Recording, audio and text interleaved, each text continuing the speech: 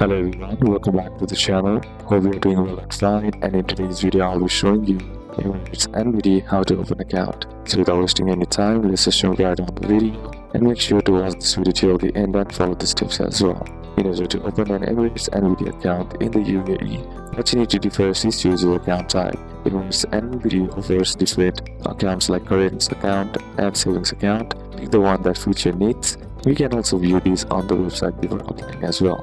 The next is to simply download the Emirates NBD app. To do it, simply head over to your app store, then on the search bar type in Emirates NBD and you'll find the app named NBDX. So this is the Emirates NBD app. Simply tap on that, or you can just simply head over, open up your browser, then on the search bar, simply type in Emirates NBD login, and now what you need to do is here, select Emirates NBD Internet Banking. Then once you're inside there, what you need to do is simply scroll down and then tap on self-registration. Now you start the account opening process and fill in your details, upload your documents. In the next step, and bank may verify you with a video call or follow-up call. Once approved, you will receive your account details, debit card and welcome info.